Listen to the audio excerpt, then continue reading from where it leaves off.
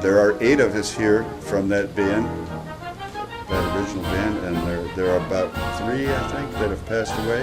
Yeah. And there were 3 or 4 others that were going to join us, but they got tied up with their business because they're still actively working. Charlie Miller, our jazz trumpet player, is down in New Orleans participating in the jazz festival there at the moment.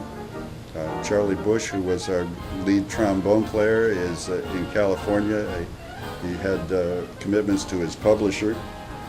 Al Goodling, our second alto player, his daughter's getting married this weekend, and he couldn't come at the last minute. And Dave Kerrigan, our guitar player, who was one of 3 of us who stayed in the Navy, by the way. Dave had made chief and retired. He's on the West Coast, but he's recently had surgery, and he's getting around on canes and not getting around as well as he'd like to. So he decided at the last minute he wasn't going to try to make the trip.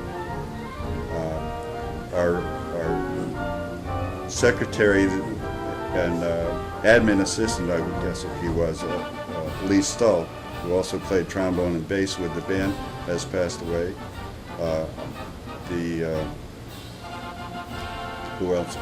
Chuck McEwen, our second trombone and jazz trombone player, has passed away. And Eric Zimmerman, one of our trumpet players, is gone. The only one we couldn't find from the original band was Greg Adams, our Barry sax player. I know he was from Balboa, California, and nobody can find him or anything about him. And Bob Farber was a clarinetist that was added to the band so we could play some of the concert band stuff, but he wasn't part of the jazz band until later when Al Goodling left, and he sat in on the third alto part. And that's pretty much what happened in Japan. And when we left Japan, everybody went their own way, of course. I went to Boston, and some other guys went other places, and we didn't keep in touch too much until very recently.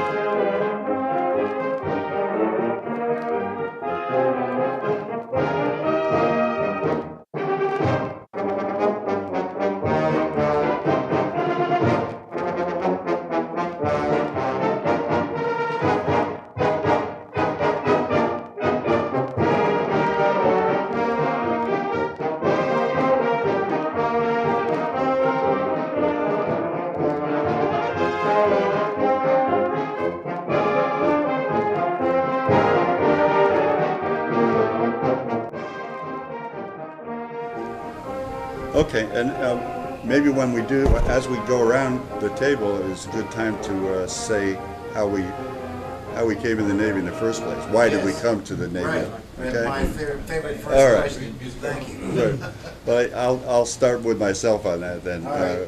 Graduated from high school in June of 1956, and didn't have enough money to go to college.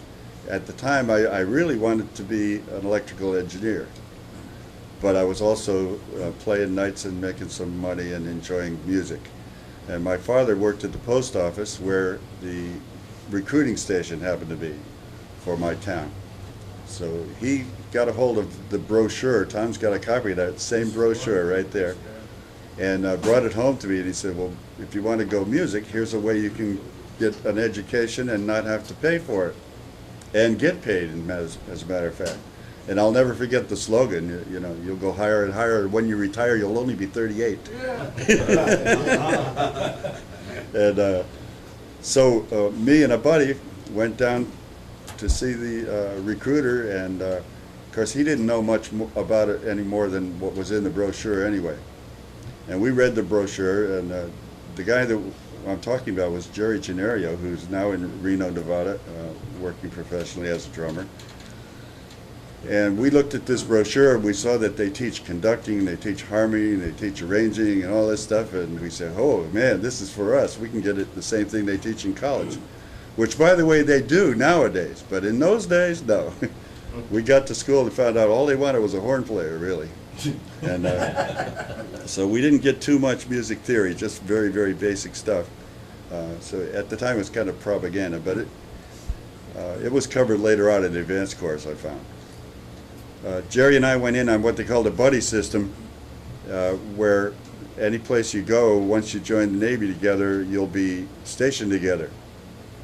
But during the recruiting process, we were standing next to each other in line so that our service numbers would only be one digit apart, and that's what would keep us together.